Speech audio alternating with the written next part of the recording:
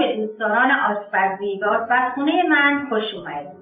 امیدوارم که سلامت باشید. امروز قراره با هم یک سوپ دیگر رو تجربه کنیم. سوپ مرغ و رشته فرنگی.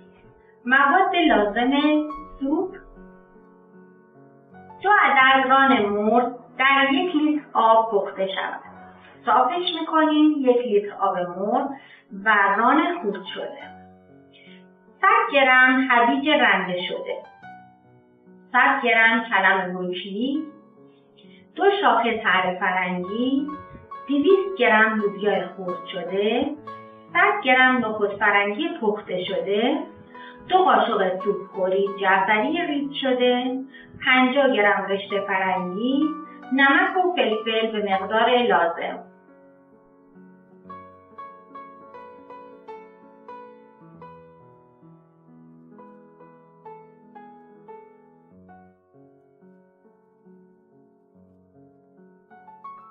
ابتدا قابلمه رو روی شعله گاز می‌ذاریم.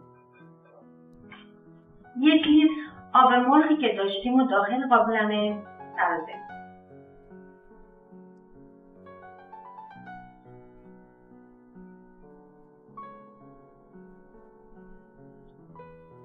بعد لوبیا خرد شده رو بهش اضافه می‌کنیم.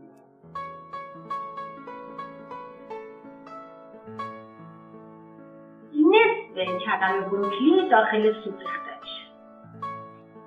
سعی کنید کلم بروکلیتونم قسمتی گلهاش باشه، ساقش نباشه. تره فرنگی رو کامل داخل قابلمه می‌ریزیم. هویجم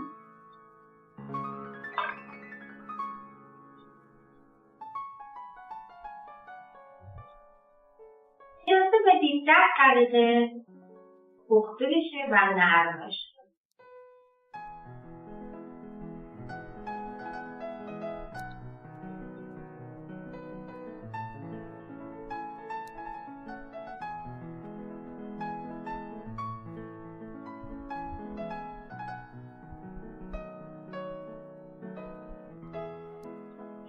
بعد از 10 دقیقه جوشیدن مواد ما کاملا نرم شده.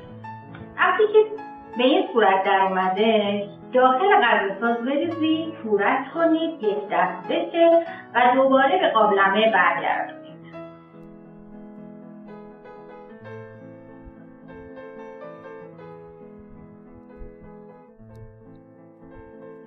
بعد از 1 دست کردن سوپ به این صورت که پوره شد داخل قابلمه می‌ریزیم، می‌ذاریم که جوش. بعد از اون نخود فرنگی که پخته بودیم رو داخلش و نصف کلم بروکلی که خام بوده که داخلش اضافه می‌کنیم.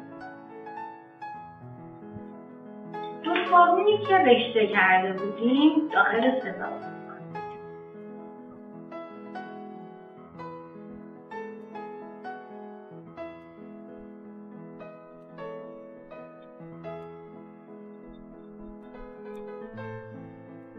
چند دقیقه میذارید بجوشه. حدوداً 2 دقیقه 3 دقیقه. یک مقدار نرم بشه. بعد رشته رو اضافه می‌کنیم.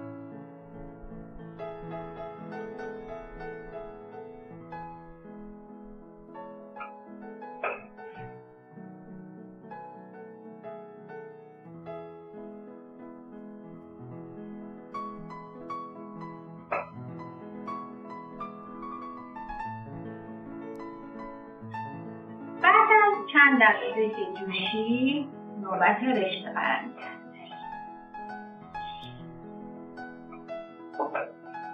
کلا رشته فرنگی 5 دقیقه روی حرارت باشه کافیه. جعفری خرد شده‌مون رو بهش اضافه می‌کنیم.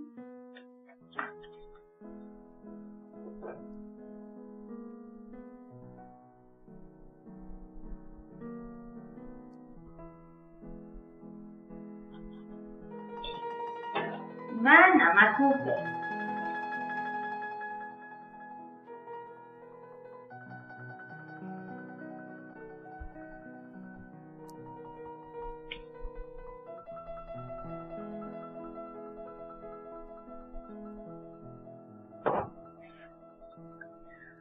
از 5 دقیقه سوپ ما آماده است.